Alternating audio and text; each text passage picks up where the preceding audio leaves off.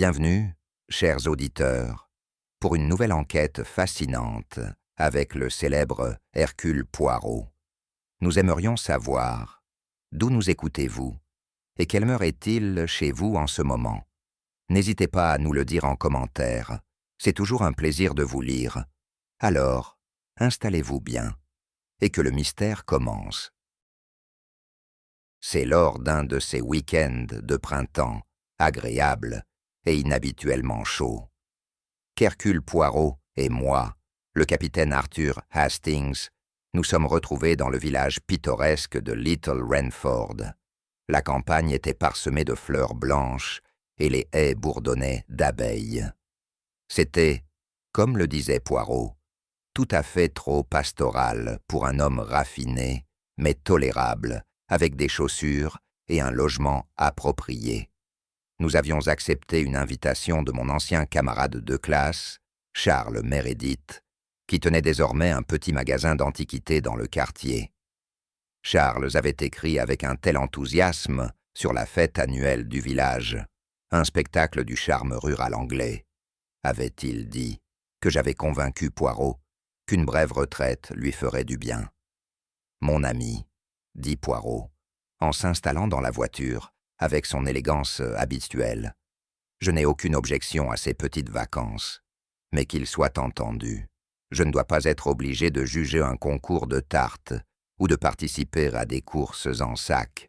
La dignité d'Hercule Poirot doit rester intacte. J'ai ri. Vous l'apprécierez plus que vous ne le pensez. La gare de Little Renford est apparue. Une plateforme solitaire, avec un parterre de fleurs, disposé pour épeler « Bienvenue ». Meredith nous attendait, saluant joyeusement. Nous fûmes bientôt escortés jusqu'à notre logement.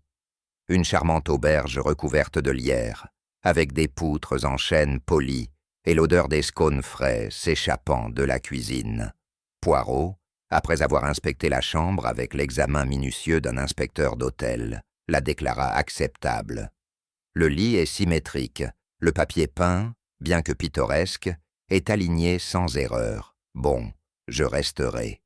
Et sur ce, nous avons défait nos valises et nous sommes préparés pour un week-end de réjouissance au village, ignorant totalement que dans 24 heures, nous serions confrontés à l'un des meurtres les plus déroutants que Poirot ait jamais connus. Le lendemain matin, la fête du village battait son plein.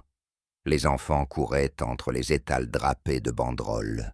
Des rubans flottaient sur les mâts de mai, et l'air était rempli d'arômes mêlés de pommes au caramel et de porc rôti.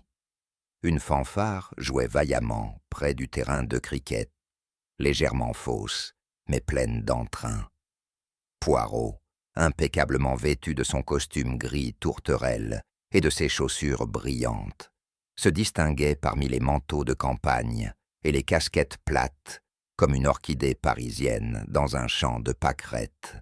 Je l'avais inscrit, à son insu, au concours du visiteur le mieux habillé, qu'il remporta en quelques minutes, à sa grande satisfaction. « Ah, Hastings !» rayonna-t-il en tenant une petite rosace. « Au moins ces bons villageois reconnaissent le véritable génie vestimentaire. » Nous discutions avec Charles près de la tente fleurie lorsque cela s'est produit. Un cri soudain, perçant, presque animal dans son intensité, trancha la joie générale. Les têtes se tournèrent et des halètements s'élevèrent de la foule, tandis qu'une femme âgée, sa main gantée s'agrippant sa poitrine, recula en chancelant et pointa un doigt tremblant vers un homme près de la noix de coco timide. C'est lui. Elle a pleuré. C'est bien lui. Mais il est mort. Il est mort il y a 20 ans. Avant que quiconque puisse l'atteindre, elle s'est évanouie. La foule, alarmée, s'est précipitée. L'homme qu'elle avait désigné, grand, soigné et profondément bronzé, regardait autour de lui avec une confusion stupéfaite. Poirot, toujours alerte, se dirigea rapidement vers la femme. Une infirmière du village est arrivée en courant, et après quelques instants de tension, La femme, présentée comme Madame Weatherby, a repris connaissance. « Je l'ai vu », murmura-t-elle. « Il était à la rivière cette nuit-là. Je l'ai vu se noyer. » Poirot haussa un sourcil, et je vis la lueur familière dans ses yeux. « Curieux », murmura-t-il. « Très curieux, en effet. » L'homme au centre de l'agitation s'est identifié comme étant M. Harold Merton, un gentleman local respecté, connu de presque tous les habitants de Little Renford. Il avait l'air véritablement perturbé par l'incident, affirmant qu'il n'avait jamais vu Madame Weatherby de sa vie. « Pauvre femme », dit-il, « j'ai dû me prendre pour quelqu'un d'autre. Je vis ici depuis 3 ans maintenant. Peut-être que je ressemble à cette noyée. » Poirot l'observa attentivement. « Vous êtes très calme, monsieur Merton. La plupart des hommes, accusés d'être morts depuis longtemps, protesteraient avec plus de véhémence. » Merton sourit avec inquiétude. « Je suis notaire.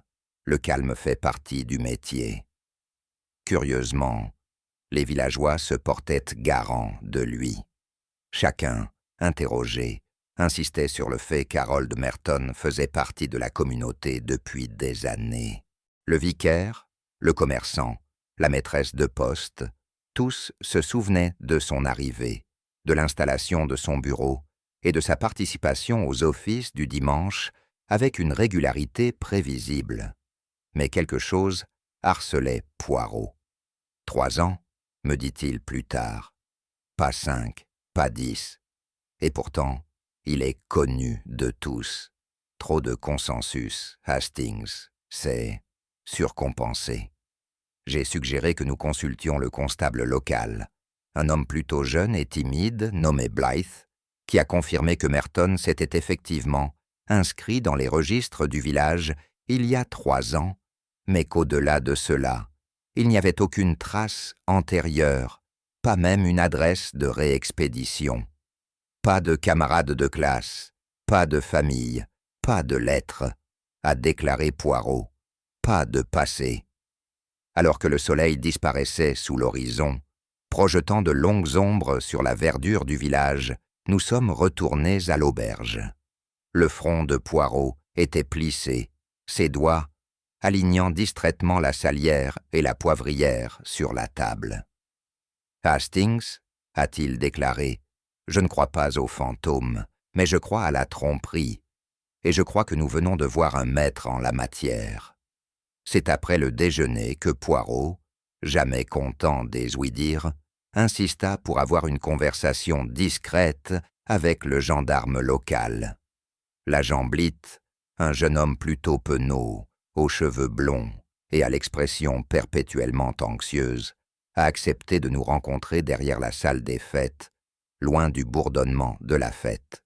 Il regarda autour de lui avant de parler, comme s'il craignait que les haies ne l'écoutent. « Je ne devrais probablement pas dire cela, monsieur Poirot, » commença-t-il, « mais vous semblez être quelqu'un à qui il ne manque pas grand-chose. »« Tout à fait, » dit Poirot, ses yeux se plissant légèrement. « Supposons que rien ne me manque. »« Eh bien, » continua Blythe, en se balançant d'un pied sur l'autre, « Monsieur Merton, Harold Merton, c'est-à-dire, il est arrivé au village il y a seulement 3 ans. Ce n'est pas vraiment étrange, les gens vont et viennent, mais généralement, il y a de la paperasse, des antécédents, de la famille. Il n'avait rien de tout cela. » Poirot pencha la tête. « Vous parlez de record, n'est-ce pas ?»« Exactement. Pas d'adresse de réexpédition, pas de registre paroissial, pas même une lettre de référence appropriée lorsqu'il a acheté le cottage. Juste une jolie somme en espèces et un notaire de Londres qui s'est occupé de la vente. Le révérend Bates s'est porté garant de lui après quelques semaines. Et cela semblait suffisant pour la plupart des gens. » Poirot croisa les bras et regarda le gendarme avec intérêt. « Et pour toi, mon ami? C'était suffisant pour toi ?» Blythe hésita, puis secoua la tête. « À vrai dire, cela n'a jamais été tout à fait correct. Mais il a payé ses impôts, a souri poliment, et n'a jamais donné de raison de soupçonner jusqu'à aujourd'hui. Poirot me lança un regard calme et intense. Donc, les racines, Hastings, ne sont pas profondes. Il était connu, mais pas vraiment. Connu. Ce soir-là, l'air était devenu plus frais, et les festivités ont cédé la place à la douce lueur des bougies dans la salle à manger de l'auberge. Poirot avait passé la majeure partie d'une heure à disposer ses couverts, de manière à ce que les fourchettes soient précisément dirigées vers l'assiette à pain. « Je ne peux pas supporter le chaos, » marmonna-t-il, les yeux plissés devant la salière mal alignée. J'allais le taquiner lorsque l'aubergiste entra en courant, le visage pâle comme son tablier. « Je vous demande pardon, messieurs. Terrible affaire. Monsieur Merton, il a été retrouvé mort, dans sa serre. Nous l'avons suivi sans un mot. Le domaine Merton se trouve à quelques pas du centre du village, une maison modeste mais belle, flanquée de haies bien entretenues et d'une serre en verre incurvée à l'arrière. À l'intérieur, la scène était macabre. Harold Merton était étendu sur le chemin de pierre, entre des rangées d'orchidées, de belles choses exotiques aux couleurs roses et jaunes éclatantes. Son crâne avait été effondré, et du sang avait éclaboussé un pot cassé. Aucun signe d'effraction, aucun signe de lutte. Un arrosoir en cuivre gisait à côté de lui, cabossé. L'agent Blitt est arrivé quelques instants plus tard, essoufflé et abasourdi. Poirot ne s'approcha pas immédiatement du corps. Au lieu de cela, il regarda les fleurs. « Des orchidées, » murmura-t-il. « Ils nécessitent des soins précis, l'équilibre de la lumière, de l'humidité, de la température. Une telle symétrie, délicate, exacte. Une serre est un lieu d'ordre. » Je l'ai regardé. « Poirot, cet homme a été assassiné. » Il se tourna lentement, son expression se durcissant. « Juste ainsi, mon ami. Assassiné dans un lieu magnifique, ce qui signifie que le tueur souhaitait que cela reste ainsi, contrôlé, symétrique. » Il s'agenouilla à côté du cadavre. Et c'est là que réside la contradiction qui m'offense le plus. Le lendemain matin, nous nous sommes arrêtés au domaine Merton, une modeste maison de campagne nichée derrière une rangée de grandes hêtres. Sa façade en briques rouges et son toit à pignons lui donnaient donné l'apparence d'une respectable demeure d'avocat, calme, pratique et tout à fait banale. Pourtant, je ne pouvais m'empêcher de sentir, à mesure que nous approchions, que quelque chose d'indie s'attardait dans l'ombre de ses fenêtres. Poirot, marchant de son pas mesuré, habituel, jeta un regard appréciateur aux lierres qui rampaient sur le côté de la maison. Vous observez, Hastings, comment la nature cherche à cacher, pas à révéler, le lierre. Il obscurcit la maçonnerie, les rideaux à l'intérieur, tirés juste ainsi. Cette maison, mon ami, est l'une des secrets, pas de chagrin. Nous avons été accueillis par une femme de ménage, une jeune femme pâle, aux yeux cerclés de rouge qui s'est présentée comme étant polie. Elle nous a conduits à travers un couloir calme jusqu'à un salon où Evelyn Merton nous attendait. La chambre était meublée avec goût, même si elle était un peu froide. Une cheminée en marbre contenait 2 vases symétriques. L'un contenait des roses fraîches, l'autre était vide. « Un symbole, Hastings », murmura doucement Poirot, alors que nous entrions. « Un vase plein, un vide, du chagrin peut-être, ou de la culpabilité. » Evelyn Merton se leva lorsque nous entrâmes. C'était une femme élégante d'une 40aine d'années. Sa tenue de deuil impeccable, son visage pâle mais posé. Ses mains, ai-je remarqué, étaient étroitement serrées sur ses genoux, les jointures blanches. « Merci d'être venu, » dit-elle. « Je suppose que c'est la chose habituelle, poser des questions, je veux dire. »« Madame, » dit doucement Poirot, Nous ne cherchons pas par curiosité. Mais lorsque la symétrie de la vie d'un homme est brisée par la violence, je dois la restaurer. » Elle cligna des yeux, incertaine. Poirot s'inclina légèrement. « Commençons par ce que vous pouvez me dire sur votre mari. » Madame Merton se rassit, croisant à nouveau les mains sur ses genoux. « Harold était un homme bon, » commença-t-elle, sa voix calme, presque répétée. « Privété, bien sûr, mais gentil, dévoué. » Poirot hocha la tête. « En privé, oui. Et depuis combien de temps êtes-vous mariée, madame ?»« 4 ans. Nous nous sommes rencontrés à Brighton. Je travaillais dans une galerie. Il est arrivé un jour et... Eh bien, les choses ont bougé rapidement. Nous nous sommes mariés 6 mois plus tard et nous nous sommes installés ici. Il a toujours voulu une vie tranquille. » « En effet, » dit Poirot en croisant les doigts.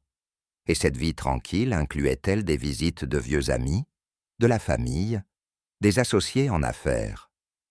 Evelyne hésita. « Non, Harold n'avait pas de famille. Il a dit qu'ils étaient décédés. Il n'a pas beaucoup parlé de son passé. Je pensais que c'était une question de vieille blessure. Il a dit que la guerre l'avait changé. » Poirot se pencha légèrement en avant. « Et vous n'avez jamais demandé, vous n'avez jamais souhaité en savoir plus ?» Elle rougit. « Bien sûr que je l'ai fait, mais il était doux à ce sujet. Il changeait de sujet. Disait que c'était il y a longtemps, et que cela ne valait pas la peine de déterrer. J'ai respecté cela. »« Très noble, » murmura Poirot. « Et avez-vous déjà vu des photographies de sa jeunesse ? Des papiers ? Quelque chose d'officiel ? » Non, rien de vraiment. Il y avait un tiroir dans son bureau qu'il gardait verrouillé. Il a dit que c'était des dossiers juridiques. Les moustaches de Poirot se contractèrent. « Vous ne l'avez pas ouvert ? » ?»« Je n'ai pas la clé. » Il y eut un bref silence. Poirot se leva et se dirigea lentement vers la fenêtre. « Madame, votre mari a été assassiné, avec précision, dans un endroit qu'il aimait. Les orchidées n'en étaient pas dérangées. La serre était verrouillée de l'intérieur. Cela suggère une prévoyance, une familiarité, et peut-être de la peur. » Les mains de Madame Merton agrippèrent les accoudoirs du fauteuil. « Êtes-vous en train de suggérer que je... » »« Non, madame, » dit-il rapidement en levant la main. « Je suggère seulement que lorsque le passé d'un homme est un vide, nous devons être prudents quant au présent qu'il offre. Notre entretien suivant a eu lieu avec Roger Bentley, un homme d'une 50aine d'années, grand et athlétique, qui nous a accueillis avec une poignée de main ferme et l'air de quelqu'un désireux de paraître serviable. « Horrible affaire, » dit-il en nous introduisant dans sa véranda, qui surplombait une rangée de digitales en fleurs. Je ne peux pas y croire, pour être honnête. Harold était un homme bon, un peu distant, bien sûr, mais stable, fiable. « Et un de tes amis, n'est-ce pas ?» demanda Poirot, en levant la poussière imaginaire de sa manche avant de s'asseoir. « Oh oui, » répondit Bentley. « Nous jouions aux cartes, partagions un whisky de temps en temps. J'étais témoin à son mariage. » « Alors vous avez dû le connaître avant son arrivée au village. » Bentley hésita juste un instant, de trop. « Non, en fait. Nous nous sommes rencontrés ici, peu de temps après qu'il ait emménagé. Nous avons noué une amitié à cause d'un conflit de propriété, le croiriez-vous. Il m'a aidé à régler un problème de frontière. Très généreux de sa part, » dit Poirot avec un léger sourire. « Et son parcours, il en a peu parlé. Pas grand-chose. Il a dit qu'il était avocat, qu'il travaillait à Londres. Il a déménagé à la campagne pour la paix et la tranquillité. Je ne peux pas lui en vouloir. » « Et pourtant, » murmura Poirot, « vous parlez de lui comme on parlerait d'un cousin familier, familial. Vous le connaissiez profondément ou pas du tout ?» La mâchoire de Bentley se serra. « Qu'est-ce que vous voulez dire exactement, monsieur Poirot ?» Poirot se leva, ajustant ses menottes, Sauf que lorsqu'un homme est assassiné, le passé devient très vivant, Monsieur Bentley. Il franchit les portes. Il ouvre les tiroirs verrouillés. Les lèvres de Bentley s'entr'ouvrirent, mais il ne dit rien. En partant, je me tournai vers Poirot. Vous ne lui faites pas confiance. Poirot haussa légèrement les épaules. C'est un homme qui en sait trop et trop peu à la fois. Ce n'est jamais naturel, c'est réalisé. Le presbytère du village, avec son porche parsemé de lierres et ses roses envahies par la végétation, avait un charme clairement plus négligé que soigné. Le révérend Lionel Bates nous a reçus dans son bureau, une pièce qui sentait légèrement le mou et le papier de sermon. C'était un homme grand et solennel, d'une 60aine d'années, avec une posture voûtée et des yeux bleus larmoyants, qui allait nerveusement de Poirot à moi et vice-versa. Une terrible tragédie, a-t-il entonné en nous faisant signe de nous asseoir. M. Merton était un pilier de notre communauté, digne, poli, un homme de peu de mots, mais de principes solides. Poirot, toujours libes et aussi resplendissant, pencha légèrement la tête. Vous parlez de lui avec certitude, monsieur le révérend. Puis-je vous demander depuis combien de temps connaissez-vous monsieur Merton? Depuis son arrivée, bien sûr, il y a 3 ans. Bates s'éclaircit la gorge. Il a commencé à assister aux offices peu de temps après s'être installé ici. Il n'a jamais manqué un dimanche. Généreux avec l'assiette de collecte, je n'avais aucune raison de douter de son caractère. Les doigts de Poirot tambourinèrent légèrement sur le bras de son fauteuil. Et pourtant, le caractère n'est pas simplement une performance, n'est-ce pas? Il ne se mesure pas en termes de fréquentation des bancs ou de chaussures cirées. Bates parut surpris. Je vous demande pardon. Vous vous êtes pas bien porté garant de M. Merton lors de l'achat de sa propriété, n'est-ce pas? Je l'ai fait. Oui. Le vendeur a demandé une référence locale. J'ai accepté. Même si je ne sais rien de sa vie avant Little Renford? Bates hésita. Il semblait inoffensif. Les hommes calmes le sont souvent. Poirot se pencha légèrement en avant. Et pourtant, quand des hommes tranquilles meurent violemment, je commence à me demander quelle musique ils cachaient. Le vicaire bougea inconfortablement. Vous ne soupçonnez sûrement pas Harold d'actes répréhensibles. Poirot sourit légèrement. Monsieur, je soupçonne tout le monde de quelque chose. C'est ma nature. Alors que nous prenions congé, j'ai murmuré. Vous pensez qu'il cache quelque chose? Poirot hocha doucement la tête. Pas quoi, peut-être. Mais pourquoi il a choisi de parler avec autant de précision? Chaque phrase a été répétée. Le tissu peut couvrir de nombreux péchés, Hastings, mais il révèle également des motifs. De retour à la maison Merton, nous avons trouvé Polly Haynes, mince, aux yeux perçants et plus perspicace qu'elle ne le laissait entendre au départ, époussetant la rampe d'escalier avec une diligence résignée. Elle leva les yeux, pas surprise par notre retour. Si vous recherchez Madame Merton, elle se repose à l'étage. Cela a été beaucoup pour elle, a-t-elle déclaré. C'est toi nous souhaitons parler avec, mademoiselle, dit Poirot. Vos yeux, ils ne se reposent pas mais des pas. Ils voient beaucoup de choses, je pense. Elle rougit, mais acquiesça. Je suppose que oui. Poirot désigna le bureau au bout du couloir. Le tiroir, verrouillé, n'est-ce pas? Ses sourcils se haussèrent. Tu es au courant? Je sais que les secrets préfèrent les tiroirs avec des clés, et les clés préfèrent le silence. Elle nous a conduits dans le bureau. C'était une pièce clairsemée, avec des livres bien rangés et un grand bureau en acajou bien en évidence près de la fenêtre. Le deuxième tiroir de droite était en effet verrouillé, la poignée légèrement usée, comme fréquemment touchée, mais rarement ouverte. Monsieur Merton n'a jamais laissé personne y toucher. a déclaré Polly. Une fois, j'ai accidentellement déplacé ses papiers en époussetant.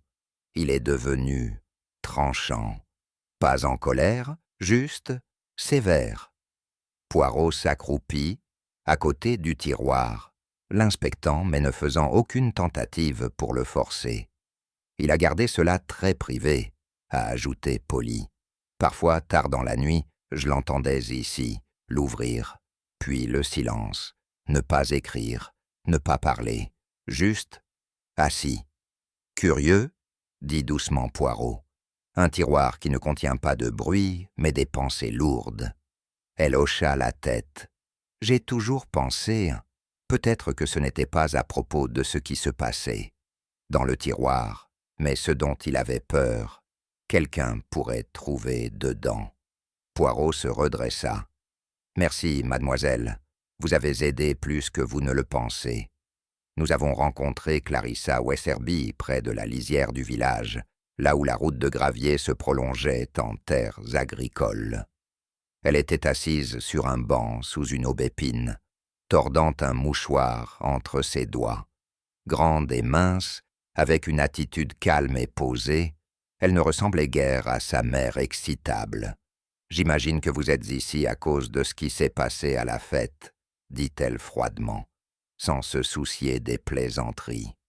Poirot incline la tête. « En effet, mademoiselle, la réaction de votre mère à l'égard de M. Merton était-elle totalement inattendue ?» Clarissa hésita. « Je ne la croyais pas au début. Elle a eu des épisodes, des moments de confusion. Pourtant, tu avais l'air secoué, » dit Poirot, l'observant attentivement. Ses yeux se sont levés. J'étais gêné, pas ébranlé. « Non, mademoiselle, vous étiez tous les deux. Les yeux, ils trahissent ce que les lèvres nient. » Elle rougit. « Tout ce que je sais, c'est qu'elle m'a raconté un jour, il y a des années, l'histoire d'un homme qui avait escroqué l'entreprise de mon père. Elle a dit qu'elle l'avait vu sauter d'une berge et disparaître. Je pensais que c'était du chagrin ou un fantasme. Et puis tu l'as revu ?» Clarissa baissa les yeux. « Oui et non. C'était comme quelque chose de familier chez une étrangère. Cela m'a fait peur, non pas parce que je l'ai cru immédiatement, mais parce qu'une partie de moi recherchait la croire, comme si un chapitre inachevé était rouvert. » Poirot se pencha doucement. « Vous n'avez reçu aucune lettre, aucun avertissement ?» Elle tressaillit, presque imperceptiblement. « Non. »« Très bien, » dit-il doucement. « Alors nous considérerons cette réponse comme le tiroir verrouillé, pour l'instant. » Nous sommes retournés une fois de plus au bureau de Merton, en fin d'après-midi. Poirot avait demandé aux gendarmes d'envoyer les effets personnels d'Harold, qui étaient désormais bien empilés sur le bureau. Quelques lettres, un jeu de clés et une petite boîte en bois reliée par un fermoir délicat. « Mon ami, » dit Poirot en dégrafant la boîte d'un élégant mouvement du poignet. « Dans un tel endroit, on ne trouve pas de réponse, on trouve des intentions. » À l'intérieur de la boîte se trouvaient plusieurs objets en vrac. Une montre de poche, finement gravée, mais sans initiales, 2 lettres et une photographie décolorée, usée sur les bords. Poirot ramassa la première lettre et l'examina attentivement. Datée de juin 1922, adressée à James Harwood. Il haussa un sourcil et tapota le papier. Il est signé par un notaire de Cardiff, confirmant le transfert des fonds sur un compte numéroté. Et pourtant, la signature a été retouchée. « Forgée ?» j'ai demandé. Il hocha la tête, mal, mais de manière convaincante, pour ceux qui ne le font pas observer. Il m'a remis la lettre et s'est tourné vers la montre à gousset. À l'intérieur de la montre, en face du cadran, se trouvait une petite photographie ovale, une femme vêtue d'une robe des années 1920, sans sourire, aux pommettes saillantes et à l'expression fière. Je ne l'ai pas reconnue. La voix de Poirot se transforma en un murmure. Elle n'est pas Evelyn Merton. Un amour antérieur, j'ai suggéré. Ou un plutôt-vie, Hastings? Poirot replaça le tout doucement et se tourna vers le dernier élément. Un fin dossier caché sous la boîte. Il portait la mention « Dossier de service militaire ». Idéalement placé, marmonna-t-il en l'ouvrant. Et comme on pouvait s'y attendre, peu nombreux, nom, grade, matricule, tout cela correspond à une carrière décorée. Mais il montra la ligne de signature. Pas de sceau officiel, pas d'authentification départementale. Bref, une fabrication. Donc, les archives de la guerre sont également fausses? J'ai dit. Poirot se tapota la tempe. C'est une toile, Hastings. Un homme la tisse non pas pour piéger les autres, mais pour se protéger. Et pourtant, chaque brin qu'il tisse raconte une histoire. Nous devons maintenant nous demander, OMS l'était-il avant de devenir Harold Merton? J'ai regardé à nouveau la photo. Et qui est-elle? Poirot sourit faiblement. C'est mon ami. Une question à laquelle le passé répondra. Le crépuscule approchait lorsque nous avons fait notre dernier appel de la journée. À la maison Weatherby, une résidence majestueuse juste au-delà du cimetière. Clarissa a ouvert la porte, visiblement réticente, mais pas surprise de nous voir. « Ma mère se repose », dit-elle. « Qu'est-ce qu'il y a maintenant ?»« Je souhaite simplement voir votre grenier », répondit Poirot, ce à quoi elle cligna des yeux. « Le grenier ?»« Oui, mademoiselle. Une photographie y a été prise autrefois, je crois. Celle qui contient un visage maintenant revu. À contre-cœur, elle nous a conduits à l'étage. Le grenier était poussiéreux et rempli de meubles oubliés, de vieilles malles et de piles de journaux jaunis. Poirot, avec une efficacité remarquable, scruta le désordre comme un homme à la recherche d'un souvenir particulier. Enfin, il s'approcha d'un album photo relié en cuir posé sur une boîte à chapeau. Il l'ouvrit avec précaution. Là, niché parmi des portraits décolorés et des clichés de vacances, se trouvait l'image que nous recherchions, une photo de groupe prise sur une pelouse au bord d'une rivière. En troisième position, en partant de la gauche, plus âgé, au visage plus ample, mais indubitable, se trouvait Harold Merton, ou plutôt l'homme qui s'appelle ainsi. Poirot tapota doucement la photo. Prise il y a 25 ans, n'est-ce pas? Clarissa se pencha. C'est lui. Mais il a l'air plus vieux qu'hier. Exactement, dit Poirot. Parce qu'hier, il portait un nom plus jeune, j'ai regardé.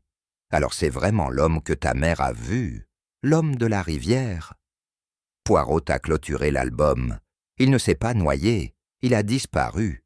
Mais comme nous le savons, Hastings, le passé ne se contente jamais de rester enfoui. Il envoie des rappels, parfois sous la forme d'orchidées, parfois sous forme de photographies. Et sur ce, nous sommes descendus du grenier, le puzzle se resserrant comme un nœud coulant. Il était tôt le lendemain matin, lorsque Poirot, assis parfaitement droit dans le salon de l'auberge, annonça son intention de commencer la véritable enquête. Moi, toujours son compagnon volontaire, j'ai mis de côté ma tasse de thé. « Que veux-tu dire? Nous avons déjà parlé à tout le monde. » Poirot me lança un regard doux et déçu. « Mon ami, nous avons entendu ce qu'ils ont dit. Maintenant, nous devons entendre ce qu'ils voulaient dire. » C'est ainsi qu'a commencé une série d'entretiens psychologiques comme je n'en avais jamais vu auparavant. Poirot a convoqué chaque suspect, non pas à un interrogatoire formel, mais à des conversations tranquilles, autour d'un thé ou dans des jardins ombragés. Le changement de décor, expliqua-t-il, délia les langues. Sous la pression, m'a-t-il dit, les hommes ferment l'esprit, mais quand l'air est tranquille, Ils laissent échapper des secrets. Roger Bentley est arrivé le premier. Poirot parla aimablement, se rappelant une partie de whist à laquelle ils avaient joué autrefois. Puis, avec une apparente désinvolture, « Vous jouez bien, monsieur Bentley, comme un homme habitué à bluffer. » Roger rit, mais ses doigts se resserrèrent sur sa tasse de thé. « Dites-moi, » dit Poirot, « que pensez-vous du testament d'Harold ?»« Son testament. Je ne savais pas qu'il en avait rédigé un. » Poirot se contenta de sourire. « Comme c'est curieux. » Vint ensuite Clarissa Weatherby, que Poirot complimenta pour son sang-froid. « Tu es comme une horloge, dit-il, toujours en marche, jamais en course. Et pourtant, à l'intérieur, peut-être, il y a un ressort trop serré. » Elle ne disait rien, mais ses mains tremblaient. Et puis le curé. « Monsieur Batz, » entonna Poirot, « vous prêchez l'absolution. Mais qu'en est-il de la mémoire? Lorsque les péchés des autres touchent votre porte, l'ouvrez-vous ou la verrouillez-vous » Bates est devenu rouge et n'a offert aucune réponse. Ensuite, j'ai demandé à Poirot. « Vous n'avez accusé personne. »« Non, » dit-il en ajustant ses poignets. « Accusé est grossier, mais remuer l'esprit, Hastings, c'est ça l'art. » Plus tard dans l'après-midi, nous avons rendu une autre visite à Madame Evelyn Merton. Elle était assise dans le salon, un cercle à broder à la main, même si le fil pendait inutilisé sur ses genoux. Commença doucement Poirot. « Madame, je reparlerai de votre défunt mari. Vous avez dit qu'il n'avait pas de famille, qu'il était orphelin. » Elle hocha la tête. « C'est ce qu'il m'a dit. Il les a perdus dans un accident de chemin de fer quand j'étais enfant. » Poirot se pencha légèrement en avant. « Et pourtant, j'ai parlé avec plusieurs villageois qui se souviennent de lui avoir mentionné une sœur, une femme du Kent, des circonstances modestes. Il a dit qu'il lui avait rendu visite l'été dernier. » Madame Merton cligna des yeux. « C'est... je ne savais pas. Il ne me l'a jamais dit. Une curieuse omission, non ?» dit doucement Poirot. « Un homme ne cache pas une sœur à sa femme, à moins que la relation ne soit tendue, ou à moins que la sœur n'existe pas du tout. » Elle détourna le regard. « Je ne sais pas quoi dire. » Poirot se leva et commença à arpenter lentement la pièce. « Harold a-t-il jamais reçu des lettres, madame? Des lettres qu'il n'a pas ouvertes devant vous ?» Elle hésita. « Parfois. Il les emmenait directement dans son bureau. »« Et tu n'as pas demandé? » ?»« Je lui ai fait confiance. » Poirot hocha lentement la tête avec sympathie. « Oui, la confiance, une belle chose. Et pourtant, parfois, cela nous aveugle sur l'incohérence. » Il y eut un long silence. Puis Poirot se retourna, son ton étant désormais plus aigu. « Votre mari était un homme sans passé. Il le portait comme un costume bien repassé, propre, ajusté et entièrement faux. Je me demande, madame, si vous vous êtes déjà demandé comment il lui allait si parfaitement. » Ses mains agrippèrent le cercle à broder. « Où ?» ajouta-t-il doucement. « As-tu toujours soupçonné et choisi le silence ?» Elle le regarda alors, les yeux écarquillés, avec quelque chose proche de la peur. Mais elle n'a rien dit. Dehors, j'ai demandé. « Vous pensez qu'elle cache quelque chose ?» Poirot a répondu. « Je pense, mon ami, qu'elle a passé 4 ans à tout cacher, même à elle-même. » Nous avons retrouvé Polly par hasard, cette fois dans le magasin du village, son tablier saupoudré de farine. Elle avait l'air surprise de nous voir. « Monsieur Poirot, » dit-elle en essayant de se ressaisir, « qu'est-ce qui vous amène à sortir de cette façon ?»« La poursuite de la confiture, mademoiselle, » répondit Poirot. Et en vérité, s'il se trouve qu'il était rangé derrière les réserves. Elle jeta un coup d'œil nerveux autour d'elle. « Je suis en pause.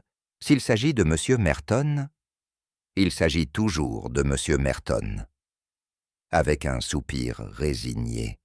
Elle nous conduisit dans une ruelle tranquille derrière le magasin. « Je n'ai rien dit avant, commença-t-elle, mais j'ai entendu quelque chose, quelques nuits avant le meurtre. » Poirot hocha lentement la tête. « Continue. Je passais devant l'église quand j'ai vu M. Merton et le vicaire dans le jardin. Ils se disputaient, pas exactement en criant, mais tendus, urgents. J'ai saisi quelques mots, rattrapage des passés et réputation. M. Merton avait l'air en colère, le vicaire avait l'air effrayé. « Vous ont-ils vu ?» Elle secoua la tête. « Je ne pense pas. Je me suis esquivé. » Le regard de Poirot s'assombrit légèrement. « Merci, mademoiselle. C'est le plus éclairant. » Nous retournâmes sans tarder au presbytère. Le révérend Bates répondit avec un inconfort visible. « Encore toi, dit-il. » Poirot ne perdit pas de temps. « Ne faisons pas semblant, monsieur.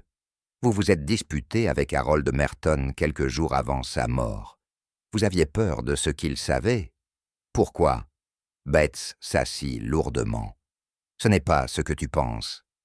Alors dis-nous ce que c'est. » Le vicaire hésita, puis parla. « Il y a des années, avant de venir ici, j'étais impliqué dans une fiducie financière. Il y avait un homme, James Harwood, qui avait détourné des fonds. Il a disparu. J'étais un jeune employé. Je ne l'ai pas dénoncé. J'avais peur de tout perdre. » La voix de Poirot baissa, et quand Harold est arrivé, se faisant appeler Merton, tu l'as reconnu. « Je n'en étais pas sûr, » a déclaré Bates. « Il avait l'air plus jeune, mais ensuite j'ai vu la cicatrice sur son poignet, au même endroit, sous le même angle. Il savait que je l'avais vu. Il a souri. C'est à ce moment-là que j'ai su. »« Et donc, » murmura Poirot, « tu as gardé son secret pour protéger le tien. » Le vicaire baissa la tête. Poirot se tourna vers moi alors que nous partions.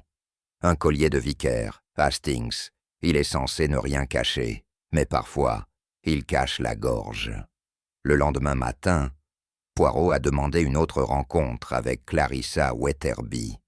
Elle parut surprise, voire méfiante, mais accepta. Nous nous sommes retrouvés sous le même aubépine qu'avant, même si cette fois la brise emportait avec elle le lourd parfum de la pluie à venir.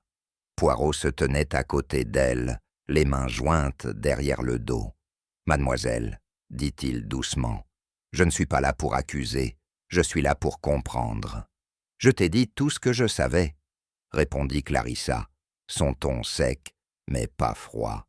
« Pardon, » murmura Poirot, « mais ce n'est pas tout à fait vrai. » Clarissa détourna le regard. Continua-t-il d'une voix douce. « Il y avait une lettre. Elle est arrivée peu avant la fête, n'est-ce pas? Vous l'avez reçue. Lisez-la. Et cela a changé votre façon de voir Harold Merton. » Elle eut un petit rire essoufflé. « Vous donnez l'impression que cela semble si certain. Il est certain, parce que je vous ai observé, mademoiselle. Vous étiez trop calme pour une femme témoin de la folie. À moins que ce ne soit une folie dont vous craignez qu'elle puisse se produire, pas être de la folie. » Elle hésita un long moment, puis fouilla dans son sac à main et en sortit une petite enveloppe froissée. « Je ne l'ai montrée à personne.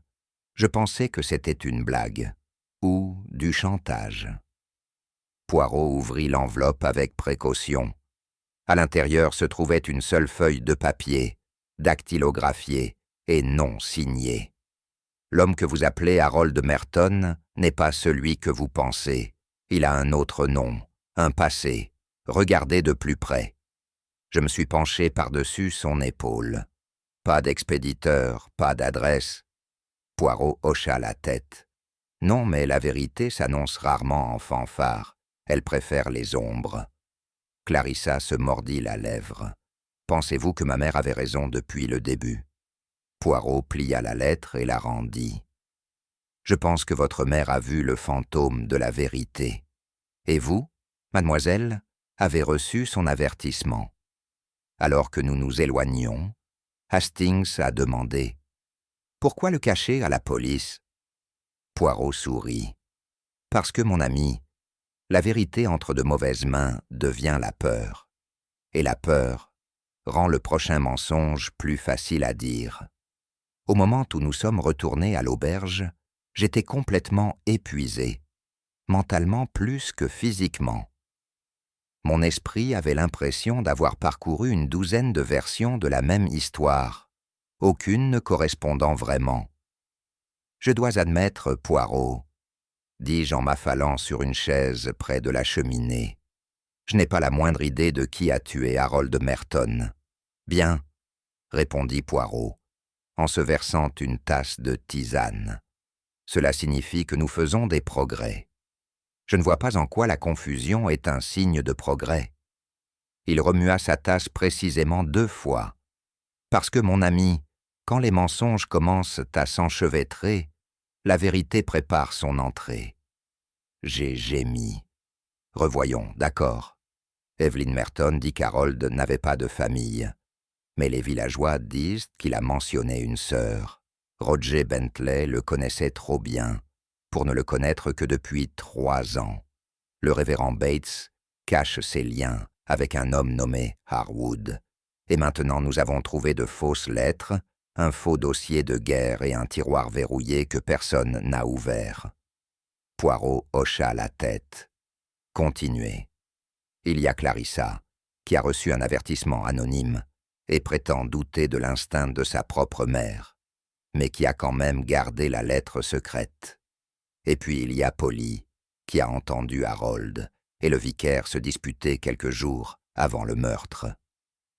Et j'ai levé les mains. C'est comme si tout le monde avait une raison de mentir, mais pas de le faire. Tuer. Ah, dit Poirot, les yeux brillants.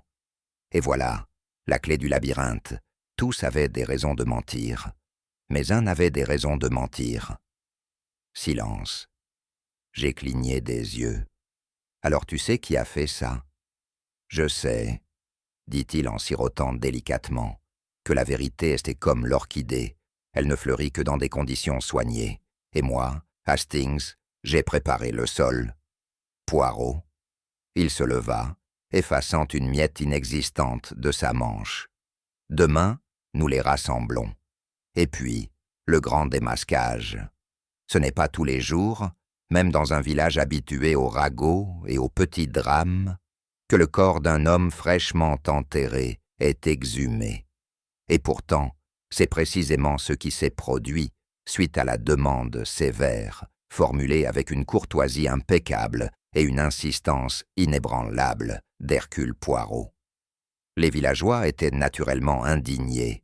Le révérend Bates a marmonné à propos de profanation. Madame Merton s'est évanouie. Roger Bentley semblait sur le point d'étrangler le coroner sur le champ. Mais Poirot resta impassible. « Je ne fais pas cela à la légère », a-t-il déclaré au gendarme Blitt, pâle et en sueur sous son casque. Mais quand un homme a vécu un mensonge, il peut essayer de porter ce mensonge dans la tombe. Cependant, je ne permets pas un tel désordre. La tombe a été ouverte dans l'après-midi, sous surveillance discrète, et le corps a été examiné. Poirot a insisté pour qu'une comparaison des empreintes digitales soit faite avec les anciens dossiers d'emploi d'un James Harwood, l'homme qui avait disparu il y a des décennies après avoir détourné une grosse somme d'une compagnie maritime à Bristol. Les résultats sont tombés juste avant le crépuscule. Poirot prit l'enveloppe, l'ouvrit lentement et lut le contenu à haute voix en présence de moi, du gendarme et de quelques villageois clés. Les empreintes digitales correspondent. Harold Merton était en vérité James Harwood. Un long silence stupéfait suivit. C'est le révérend Bates qui l'a cassé. Seigneur. Poirot se tourna vers lui. Oui, révérend. Et maintenant que le mort nous a dit son vrai nom, nous devons demander, OMS parmi les vivants le savait déjà. Nous rentrâmes à l'auberge ce soir-là, sous le poids du silence. Même moi, qui m'attendais à des révélations de la part de mon vieil ami, je me sentais déconnecté. l'homme que tout le village pensait connaître, était un imposteur, un criminel, un homme qui avait disparu sous la surface de la société pour réapparaître, poli, à la voix douce et traqué. J'ai regardé Poirot remuer sa tisane avec un soin particulier. « Vous avez prouvé qu'il n'était pas celui qu'il prétendait, » dis-je. « Mais qu'en est-il du meurtre ?» Il leva brusquement les yeux. « Patience, Hastings. Le corps a peut-être été dérangé, oui. Mais maintenant la vérité est en remuant. Et comme un nid de frelons, cela ne tardera pas à se faire sentir. » Le lendemain matin, le temps était couvert et calme. Même le chant des oiseaux semblait étouffé. Il régnait une nouvelle atmosphère à Little Renford, une atmosphère d'inconfort, de questions inexprimées. Tout le monde avait entendu. Tout le monde se demandait la même chose. Qui a tué James Harwood et pourquoi? Poirot était assis à la table du petit déjeuner, découpant élégamment un œuf à la coque, lorsque j'ai finalement rompu le silence. « Alors, dis-je, vous croyez que quelqu'un l'a tué, pas pour ça. Qui il était, mais pour ce qu'il pourrait révéler. » Poirot haussa un sourcil parfaitement dessiné. « Enfin, Hastings, vous commencez à penser avec précision. Mais qui peur la vérité à tel point ?» Il n'a pas répondu immédiatement. Au lieu de cela, il se leva et se dirigea vers la fenêtre, les mains jointes derrière le dos. « Imaginez, dit-il, on vit une vie soigneusement construite, un mensonge dans un coin, un secret dans un autre, et puis, un jour, un homme arrive. Il sait des choses, pas tout, mais assez. On se rend compte que s'il parle, tout s'effondre. Alors tu le fais taire? Toi dois fait le taire, pas en colère, pas par passion, mais par souci de préservation, par peur. La vérité devient dangereuse. » J'ai réfléchi à cela. « Et tu crois que c'est ce qui s'est passé ?» Poirot se tourna, les yeux plus perçants que du verre. « Je savoir il, considérez mon ami, le timing. Merton, Harwood, était récemment devenu agité. Il déverrouillait les tiroirs, écrire des lettres, peut-être se préparer à avouer, peut-être pour faire du chantage, ou peut-être fuir une fois de plus. Quelqu'un ne pouvait pas laisser cela arriver, dis-je lentement. Exactement. Mais qui? Bentley question Mark Bates, question Mark Evelyn. Poirot leva le doigt. N'oubliez pas Clarissa Weatherby, ni la lettre qu'elle a reçue. Et sa mère, qui a reconnu un homme que d'autres avaient oublié. Mais Clarissa n'était même pas sûre. Non, Hastings, c'est ce qu'elle dit. Mais les mensonges sont parfois des vérités déguisées.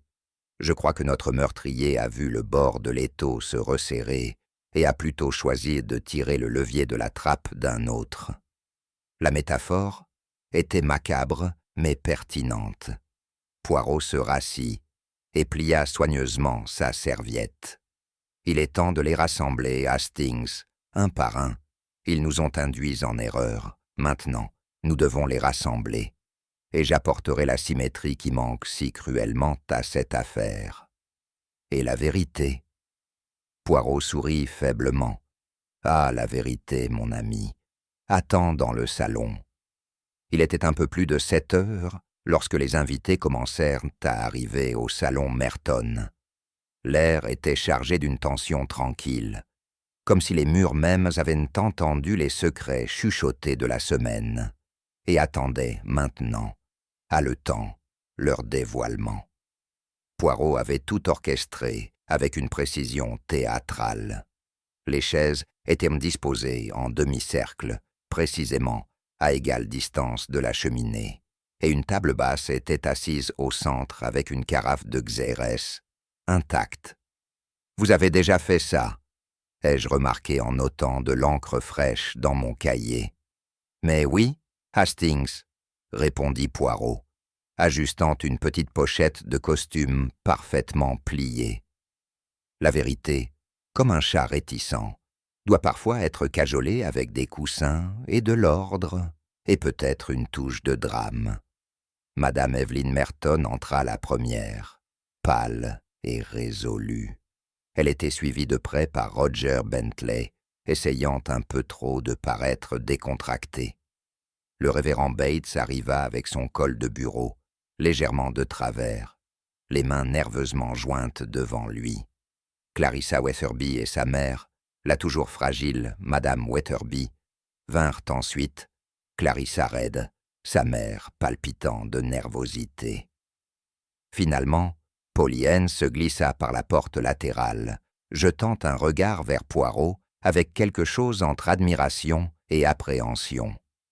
La pièce devint silencieuse, tandis que Poirot se levait et occupait le devant de la scène. « Mes amis », commença-t-il d'une voix calme et autoritaire, « nous sommes réunis ici, non seulement pour revisiter une tragédie, mais pour apporter une symétrie au chaos, pour rétablir l'ordre dans cette rupture contre nature qu'est le meurtre. » Il fit une pause, laissant le silence s'étendre. Vous connaissiez tous l'homme qui se faisait appeler Harold Merton. Du moins, c'est ce que vous croyiez. Mais l'un de vous en savait plus. L'un de vous avait peur de ce qu'il révélerait, et l'un de vous a agi. Il y eut un léger mouvement de membres, une toux réprimée et le poids indubitable du malaise collectif. Poirot leva la main. « Dans un instant, je vous dirai qui a commis le meurtre, mais d'abord, parlons d'identité, de l'homme que vous pensiez connaître. » Poirot fouilla dans le petit dossier en cuir posé sur la table et en sortit une copie du rapport d'empreinte digitale, la tenant délicatement entre deux doigts. Ce document confirme ce que certains d'entre vous soupçonnent déjà et d'autres craignent depuis longtemps. Harold Merton était en fait James Harwood, un homme présumé mort depuis plus de 20 ans. Il se tourna vers eux tous, un par un. Un homme qui a disparu de Bristol en 1924 après avoir détourné une somme substantielle de son employeur. Un homme qui a laissé derrière lui ruine, suspicion et silence. Le révérend Bates tressaillit. Poirot ne l'a pas manqué. James Harwood, a-t-il poursuivi, n'était pas un voleur ordinaire. Il était méticuleux, intelligent et impitoyable. Il a disparu sans laisser de traces, jusqu'à ce que, il y a 3 ans, il réapparaisse à Little Renford sous un nouveau nom, une nouvelle vie, un personnage soigneusement sélectionné. Un personnage conçu non pas pour la gloire, mais pour l'invisibilité. Poirot commença à faire les 100 pas lentement. Ses pas doux sur le tapis. Considérez-y bien, pas d'amis d'avant, pas de photographie de jeunesse, pas de lettres de famille. C'était un homme qui avait rompu tous ses liens, qui s'est refait à neuf dans la sécurité de l'Angleterre rurale. Il a joué le rôle d'un avocat discret à la perfection. Mais les gens a fait. Je le connais, dit soudain Clarissa. Ma mère, elle se souvenait de lui. Poirot sourit. En effet, parce que le passé, mademoiselle, ne s'enterre pas si facilement. Il se tourna vers Madame Wetherby. Vous avez reconnu l'homme qui a ruiné votre mari, et vous vous êtes évanouie, non pas par folie, mais par manque de mémoire. Elle cligna des yeux, et une larme coula sur sa joue. La voix de Poirot baissa légèrement, devenant théâtrale. Maintenant, considérons les autres. Il fit un geste vers Bentley. Un ami trop fidèle pour un homme qu'il connaissait à peine, un vicaire. Il se tourna vers Bates. Avec un passé secret lié à la disparition de Harwood, et une femme, son regard tomba sur Evelyn, qui n'a jamais remis en question les mensonges de son mari. Où l'a-t-elle fait? Poirot s'arrêta et jeta un coup d'œil vers la cheminée, dont la lumière vacillante projetait de longues ombres sur le sol. Et qu'en est-il de la lettre? L'avertissement anonyme envoyé à Clarissa? Une tentative désespérée de découvrir la vérité ou de détourner les soupçons? Personne n'a parlé. Poirot posa le dossier sur la table. James Harwood a vécu dans un mensonge, et comme tous les mensonges, il est devenu lourd, Il a commencé à parler de partir, de se montrer honnête, et quelqu'un dans cette pièce ne pouvait pas permettre cela. Il recula, les mains derrière le dos. Nous sommes proches maintenant, mes amis. Bientôt, vous comprendrez pourquoi Harold Merton est mort. Mais d'abord, nous devons balayer les dernières illusions, car le tueur n'est pas celui que vous pensez. Et la raison n'est pas la haine, mais peur. Madame Weatherby était assise légèrement à l'écart des autres, enveloppée dans un châle, l'expression tendue et les yeux vitreux. Elle avait l'air beaucoup plus âgée que la première fois que je l'avais vue s'effondrer lors de la fête du village.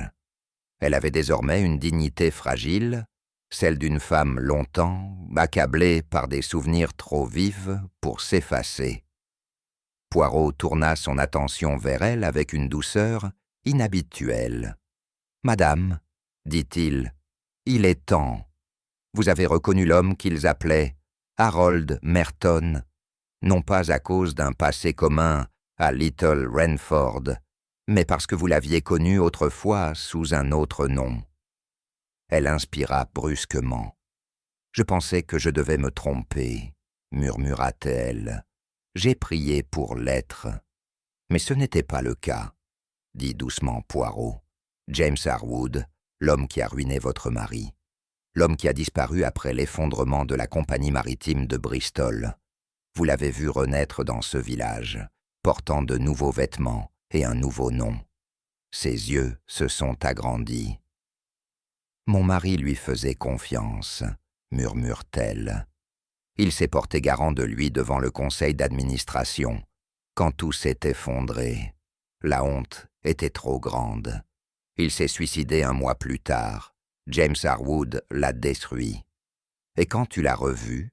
demanda Poirot. « Je ne pouvais pas y croire, mais c'était lui, les mêmes yeux, la même cicatrice sur sa tempe, l'homme qui nous avait tout pris. » Poirot hocha solennellement la tête. « Pourtant, tu n'as rien dit. Que pouvais-je faire? Personne ne m'a cru, pas même Clarissa, et le moment est passé. Je me suis dit que c'était du chagrin, un fantôme. » Poirot s'approcha, baissant la voix jusqu'à un murmure. « Mais ce n'était pas du chagrin, madame, c'était du souvenir. Et le souvenir, une fois réveillé, ne se rendort pas tranquillement. » Elle le regarda, les yeux brûlants de regret. « Tu as raison. » Il s'inclina légèrement. « Merci, madame Weatherby. Vous n'avez pas porté le coup, mais vous avez fourni le fantôme. » Le regard de Poirot se tourna maintenant vers Roger Bentley. L'homme s'agitait sur son siège. Le sang-froid qu'il avait affiché avec tant d'assurance plus tôt se brisait visiblement. « Ah, monsieur Bentley, » dit Poirot, se plaçant juste derrière lui. « Vous avez été loyal, trop loyal, non ?» Bentley se hérissa. « La loyauté n'est pas un crime. »« Non, » acquiesça Poirot. « Mais la peur l'est parfois. Vous saviez qui était vraiment Harold, n'est-ce pas? Bien avant que madame Weatherby ne s'évanouisse ?» Bentley essaya de se relever, mais Poirot leva la main. « Asseyez-vous, s'il vous plaît. » La salle retint son souffle. « Votre amitié, » continua Poirot, « n'est pas née dans ce village. Vous l'avez connue, avant, à Bristol. » La mâchoire de Bentley se contracta. « Je ne savais pas que c'était lui, pas au début. Mais avec le temps, vous vous en êtes souvenu. Un nom, un maniérisme, une phrase, peut-être même une photo. Et avec elle est venue la panique. Vous aussi aviez été lié à la compagnie maritime, n'est-ce pas? » Bentley parla finalement, la voix basse. « J'étais jeune. Harwood m'a proposé un emploi. Je ne savais pas qu'il siphonnait de l'argent. Quand tout s'est effondré, j'ai tout perdu. Et donc, » dit Poirot, avec un geste dramatique de la main, « quand vous avez réalisé qui était réellement Harold Merton, vous avez eu peur d'être révélé, que votre implication soit révélée, que votre propre erreur de jugement, enfouie depuis longtemps, puisse refaire surface. »« Je ne l'ai pas tué, » a lancé Bentley. « Je ne l'ai même pas confronté. »« Non, » dit Poirot, Vous avez écrit une lettre. La bouche de Bentley s'ouvrit, fermée. Poirot se tourna vers Clarissa. C'est lui qui a envoyé l'avertissement anonyme, un homme désespéré, essayant d'écarter le danger de lui-même, pour pousser quelqu'un, n'importe qui, à agir avant qu'il ne soit découvert. Bentley s'est effondré. Je ne pensais pas que quiconque le ferait le. La peur, dit doucement Poirot, rend les hommes intelligents des lâches. Et dans votre peur, monsieur Bentley, vous avez allumé l'allumette, mais le feu, ce n'était pas le vôtre. Le révérend Bates était resté inhabituellement silencieux pendant toute l'affaire. Mais maintenant, tous les regards se tournaient vers lui. Ses doigts agrippaient l'ourlet de sa manche. Ses jointures étaient blanches et un éclat de sueur luisait sur ses tempes. Poirot s'avança lentement vers lui, parlant non pas en accusateur, mais en confesseur. Vous vous êtes porté garant de lui, révérend, pour Harold Merton, un homme que vous connaissiez à peine, ou plutôt, un homme que vous connaissiez. Trop bien. Je n'en étais pas sûr, dit Bates avec raideur. Il est venu vers moi pour avoir besoin de conseils. Je l'ai proposé. Poirot hocha la tête pensivement. Des conseils, oui, mais aussi de la discrétion. Vous avez reconnu l'homme, comme Bentley. Pas immédiatement, peut-être, mais suffisamment pour être troublé. Je pensais que je ne lui devais rien, marmonna le vicaire. Mais il est venu à l'église. Il a fait un don. Il est resté seul. Qui étais-je pour déterrer le passé? Ah, dit Poirot, mais ce n'est pas seulement le silence que vous lui avez offert, n'est-ce pas? Vous l'avez aidé à sécuriser la propriété. Vous vous êtes porté garant de son caractère. Un homme sans passé, n'ayant besoin que d'un peu de crédibilité. Bates ne dit rien. Poirot fouilla dans sa poche de poitrine et en récupéra une copie de l'acte de transfert. Votre nom apparaît non seulement comme référence de personnage, mais aussi comme sponsor spirituel. Il y a eu un murmure dans la pièce. La voix de Poirot se durcit. Il vous a payé. Bates ferma les yeux. C'était un don, à l'église. Poirot leva le doigt. Non, c'était de l'argent secret.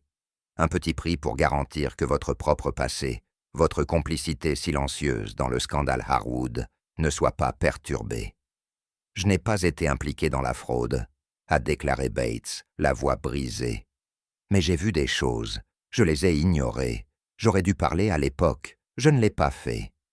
Et donc tu as encore choisi le silence. Bates baissa les yeux, vaincu. Poirot se détourna. Vous craignez ce que sa réapparition pourrait provoquer, mais vous craignez davantage votre propre culpabilité. Et puis, il les regarda chacun, les yeux brillants. Un par un, vous vous êtes tous protégés, mais un seul d'entre vous est allé plus loin. L'un de vous a fait en sorte que James Harwood ne puisse plus jamais parler. Il y eut un long silence, après que l'accusation finale de Poirot resta en suspens. Le feu crépitait faiblement dans l'âtre. Evelyn Merton était assise très immobile sur sa chaise, les mains soigneusement jointes, les yeux fixés sur Poirot avec une curieuse intensité. Et pourtant, il n'y a eu aucune indignation, aucune protestation, seulement le silence.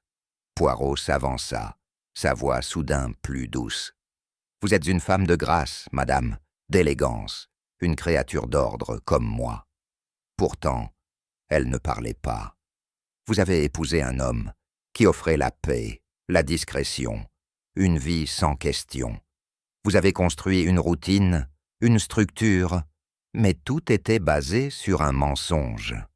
La voix d'Evelyn, quand elle arriva, était calme. Je ne le savais pas au début. Poirot hocha la tête. Mais finalement, tu as découvert. Oui, ses yeux brillaient de quelque chose que je ne pouvais pas nommer. De la honte, peut-être, ou du chagrin. Il y avait des signes, des phrases qu'il utilisait, des noms qu'il évitait, et puis le tiroir. Le tiroir, répéta Poirot, que vous avez ouvert la nuit précédant le meurtre, en utilisant la clé de sa chaîne pendant qu'il dormait. » Ses doigts tremblaient. J'ai trouvé une photographie, des lettres, la vérité. Elle inspira lentement. Je l'ai confronté le lendemain soir, dans la serre. « Vous l'avez supplié de partir, » dit doucement Poirot, « disparaître à nouveau. Il a refusé. Il a dit que personne ne me croirait, que son passé avait disparu, que je lui devais la loyauté. » La voix de Poirot était grave. « Mais vous avez vu la vérité, madame. Vous avez vu ce qui se passerait si le passé revenait au grand jour. Dont la réputation serait ruinée, vous l'épouse respectable, la veuve de l'avocat. Tout ce que vous aviez construit s'effondrerait. » Un léger éclat de larmes brillait dans ses yeux. « Je ne voulais pas, » commença-t-elle, mais Poirot leva la main. « Vous êtes allé à la serre cette nuit-là, alors qu'il arrosait les orchidées. Vous avez pris le bidon en laiton et avez frappé une fois, précisément, proprement, l'arme d'une femme qui projetait de faire taire un homme, pour toujours. » Des halètements résonnèrent dans la pièce. Clarissa se couvrit la bouche. Le révérend pâlit. « Mais ce n'était pas de la haine, n'est-ce pas ?» dit Poirot en regardant Evelyne dans les yeux. « C'était du désespoir et un désir de préserver une vérité plus acceptable que la réalité. » Le visage de Madame Merton se plissa. « Je n'ai toujours voulu qu'une vie tranquille. » « Et ainsi, » murmura Poirot, « vous avez pris le mensonge d'un étranger et en avez fait votre vérité, jusqu'à ce que cette vérité se retourne contre vous. » Elle n'a pas résisté alors que le gendarme Blitt avançait. Elle se leva simplement, le menton haut, et dit doucement « Au moins, maintenant, c'est fini. » Poirot la regarda partir, une tristesse derrière les yeux. « Non, madame, » dit-il à la porte vide. « Maintenant, ça commence vraiment. » Après que le gendarme ait emmené Evelyne Merton, la pièce est restée dans un silence stupéfait. C'est moi qui l'ai finalement cassée. « Mais Poirot, comment as-tu savoir ?» Il se tourna vers moi et ajusta un pompon légèrement tordu sur le manteau de la cheminée. Il y avait de nombreux signes, Hastings, mais le premier, le silence. « Silence ?» Poirot hocha la tête. Tout le monde avait une histoire, un soupçon, une version d'Harold. Mais Madame Merton, la femme qui aurait dû le mieux connaître, n'avait que des vagues, pas d'anecdotes d'enfance, pas de vieux collègues, pas de documents, pas de photographies. Ce n'était pas naturel. J'ai froncé les sourcils. « Mais comment l'avez-vous lié au crime réel ?» Poirot sourit. « Ah, le sol, mon ami. Les orchidées ont besoin d'un support bien spécifique. Écorce rare, minéraux, charbon de bois. Ça laisse une trace. » Il se dirigea vers la table, où se trouvait une petite enveloppe de preuves. À l'intérieur, un échantillon de tissu délicat, légèrement taché.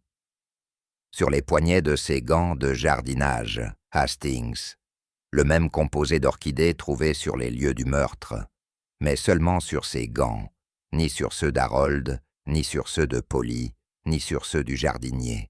J'ai sifflé. Ce n'était donc pas seulement un crime d'opportunité, c'était personnel. « Intimement, » dit Poirot. Elle n'a pas frappé avec rage, elle a planifié, avec la précision calme d'une femme qui a fait la paix avec la nécessité de ses actions. Il a redressé ses poignets. Elle a vécu pendant des années à côté d'un mensonge, croyant qu'il n'exigerait jamais de paiement. Mais les mensonges, Hastings, sont comme des dettes. Tôt ou tard, elles arrivent à échéance. Je me suis penché en arrière en expirant. Pauvre femme. La moustache de Poirot se contracta. La sympathie est naturelle, mais la justice, elle est essentielle. Il se dirigea vers la porte, s'arrêtant seulement pour jeter un coup d'œil en arrière avec une dernière réflexion. Elle pensait avoir épousé un étranger, Hastings, mais en vérité, c'était elle qui est devenue un. Madame Evelyne Merton se tenait dans la lueur tamisée du feu du salon, les mains toujours jointes, comme pour prier. Le reste de la pièce s'était vidé. Clarissa et sa mère furent reconduites chez elles, en silence. Bentley et Bates restèrent pâles et silencieux sous la surveillance d'un agent de police. Mais Ellis restait. Pas par obligation, je pense, mais par résignation. Poirot faisait lentement et délibérément les 100 pas entre le piano à queue et la cheminée. Le silence était insupportable. « Je savais », murmura-t-elle. Sa voix se brisa légèrement, non pas d'hystérie, mais de lassitude. Pas depuis le début, mais au fil du temps, la façon dont il évitait les photographies, sa réticence à parler de son enfance. Il n'avait pas de passé, seulement une version d'un passé. Poirot hocha gravement la tête. Tu ne savais pas OMS s'il l'était, mais tu savais qu'il l'était pas, qu'il prétendait être. Ses yeux trouvèrent le feu. Je voulais croire que cela n'avait pas d'importance, que s'il était gentil et stable, je pourrais ignorer les fissures. Mais ils se sont élargis, dit doucement Poirot. Oui, madame, et quand vous avez trouvé les documents, vous avez bien vu l'homme et compris le prix. Elle se tourna alors, lui faisant entièrement face. Ce n'était pas pour protéger moi, monsieur Poirot. C'était pour protéger le mensonge. J'avais construit ma vie autour d'un homme que je n'avais jamais vraiment connu. Et s'il avouait, si les journaux arrivaient, si les voisins parlaient, alors qu'est-ce que cela ferait de moi? Elle s'enfonça lentement dans le fauteuil. Un imbécile? Un complice? Ou juste une femme trop effrayée pour recommencer? Poirot la regarda longuement et doucement, puis baissa la tête. « La loi jugera vos actions, dit-il doucement. Mais c'est seulement le cœur qui mesurera votre silence. » Elle sourit faiblement. « Vous avez été très gentil avec moi, monsieur Poirot. » Les moustaches de Poirot se contractèrent. « Même la justice, madame, doit porter des gants de velours lorsqu'elle frappe le chagrin. » Plus tard, alors que nous parcourions les ruelles du village pour retourner à l'auberge, je n'ai pas pu m'empêcher de repenser toute l'affaire dans ma tête. « Elle a trompé tout le monde, » dis-je à voix haute, même moi. Poirot eut un petit sourire entendu. « Et pourtant, mon ami, elle était là seulement celui qui n'a pas menti. » J'ai cligné des yeux. « Mais elle a menti surtout. » « Non, Hastings, elle a omis. Il y a une différence. Des mensonges sont prononcés. Les omissions sont choisies. » Il s'arrêta près d'une haie fleurie, de fleurs au clair de lune. Tout le monde avait une théorie. Bentley, Bates, Clarissa. Ils ont spéculé. Ils ont construit des mobiles. Ils ont proposé les vérités commodes du soupçon. Mais Evelyn n'a rien dit. « Exactement, » dit Poirot en levant le doigt. « Et c'est là que réside sa perte. » J'ai froncé les sourcils. Alors son silence. « Quoi? L'a rendu coupable? » « Non, Hastings. » Son silence révélait ses connaissances. Quand une femme ne sait rien de son mari, elle le défend avec des questions, de l'incrédulité, de l'émotion. Mais quand elle sait, trop elle devient prudente, mesurée, plat. Il se tapota la tempe. Aux oreilles, elle était calme, aux yeux, résignée, mais aux petites cellules grises. Ah, elle était le tonnerre dans un manteau d'immobilité. Je les regardai avec admiration. Et que était-ce suffisant? Poirot redressa ses revers. « Mon ami, quand la vérité se cache, ce n'est pas le bruit qui la révèle, mais le silence. » De retour dans le salon de l'auberge, je nous ai servi à chacun un petit verre et me suis effondré dans le fauteuil en face de Poirot, dont la tête en forme d'œuf se balançait doucement pendant qu'il cirait ses chaussures déjà immaculées. « Savez-vous, dis-je, je suis convaincu que vous avez développé un deuxième sens, quelque chose qui manque au reste d'entre nous, les mortels. » Poirot leva les yeux avec une modestie exagérée. « Ah, Hastings, la flatterie est une charmante indulgence. Mes détections est simplement une question d'attention. Vous dites cela, mais le reste d'entre nous recherchions des empreintes digitales et des motivations. Et vous étiez... Quoi? Vous écoutiez ce que les gens ne disaient, n'est-ce pas? Il hocha la tête. Juste comme ça. Il posa la chaussure de côté et se pencha en avant. Tu vois, mon ami, c'est l'absence de vérité qui laisse la forme la plus claire. Quand tout le monde se précipite pour combler le silence, celle qui ne le fait pas, elle vous dit où chercher. Mais comment peux-tu être bien sûr? J'ai demandé. Poirot sirota sa tisane. Parce que les gens mentent dans leurs mots, mais très peu peuvent être mentir dans leur comportement, surtout quand les enjeux sont personnels. Il se leva alors, s'étirant doucement. Nous écoutons ce qui est dit, mais il est tout aussi important d'écouter ce qui est dit, pas dit. Dans cette brèche, mon ami, se cache le mobile, les moyens et le meurtrier. J'ai ri. Vous donnez l'impression que cela semble poétique. Poirot haussa les sourcils. Ah, mais la détection est poésie, Hastings. C'est le rythme, symétrie, cadence, et surtout, commande. Et sur ce, il prit sa canne et se tourna vers les escaliers. Mais maintenant, ajouta-t-il avec un clin d'œil, il est temps de dormir. Demain, peut-être, une affaire impliquant moins d'orchidées et plus de sommeil.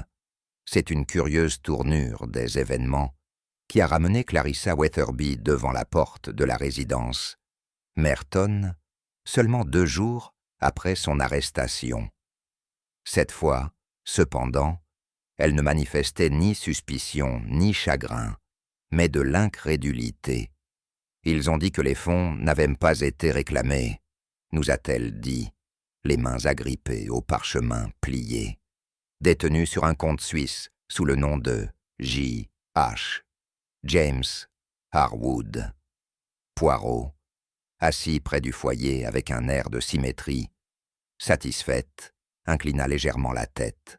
« Et maintenant, mademoiselle, ils sont à vous. » Elle cligna des yeux. « Mais comment? Pourquoi? » « C'est poétique, » murmura Poirot. « Ne pensez-vous pas? L'entreprise de votre père était l'une de celles ruinées par la disparition de Harwood. L'homme même dont la tromperie a détruit la fortune de votre famille a laissé derrière lui une trace cachée, une clé oubliée de son passé. » Elle resta assise tranquillement, dépliant à nouveau le document, comme si elle avait peur qu'il disparaisse. Poirot poursuivit. « Il semble qu'Harwood, peut-être comme un dernier acte de conscience, ait désigné le compte dormant pour le transférer à la fille de l'homme qu'il a détruit, si jamais il était découvert. Je n'ai pas pu m'empêcher de m'émerveiller devant l'ironie. Après tout cela, elle hérite de l'argent qui a détruit son enfance. » Clarissa eut un petit rire. « C'est peut-être la justice, d'une sorte. » Poirot hocha la tête. « Pas la justice par la loi, mais par l'équilibre. Comme je le dis souvent, le passé ne meurt jamais. Le passé ne meurt pas, Hastings. Cela attend simplement. » Clarissa plia la lettre et se leva. « Je ne sais pas quoi en faire. » Poirot se leva et lui prit doucement la main. « Vivez bien, mademoiselle, et que ce soit le dernier chapitre. » Elle sourit, ne dit rien, et sortit dans l'après-midi printanier éclairé. Plus tard dans la soirée, nous sommes retournés à l'auberge, où Madame Hargrove nous a accueillis avec un plateau de thé et des scones beurrés, le visage rouge de curiosité, mais heureusement silencieux. « Une autre tasse, monsieur Poirot ?» demanda-t-elle vivement. Poirot haussa un sourcil et scruta avec dédain la porcelaine. « Non, madame, je crains de devoir refuser. » Elle cligna des yeux. « Plus de thé anglais ?» Il posa la coupe avec une délicatesse exagérée. « Le thé infusé à la hâte est un crime, mais le thé anglais, mon cher Hastings, est un catastrophe. C'est la trahison des feuilles dans l'eau tiède. » J'ai éclaté de rire.